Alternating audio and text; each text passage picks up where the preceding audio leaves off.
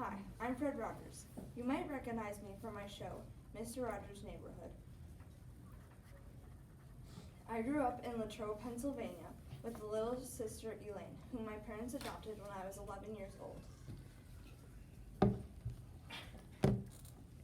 I had a loving family, but at school I was picked on for being overweight and having asthma.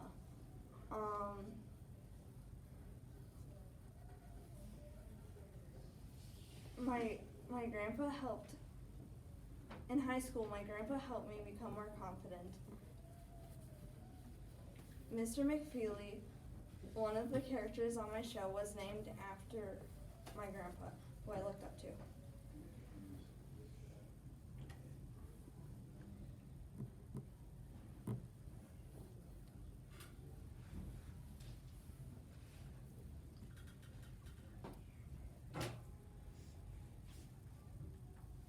Oh, I have always loved playing the piano and singing. In high school, I even dropped out of Dartmouth College to go to Rollins College and study music. There, I met Joanne. We were only friends, who I was only friends with at the time. I went on to work at 30 Rock in New York, while Joanne stayed and studied in Rollins in Florida. We stayed in contact through the mail, and one day I found myself licking the seal to a marriage proposal letter. We were wed and had 2 sons, John and James Rogers. I worked on many TV shows before I started my own in 1961 called Mr. Rogers.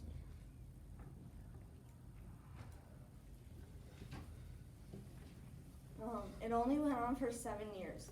In 1968, I started Mr. Rogers' Neighborhood, a show where I put on puppet shows, sang, and spoke to children, telling them that they are valued and teaching them life lessons most kid shows avoided talking about. In 2000, I recorded the final episode, and it aired on TV in 2001.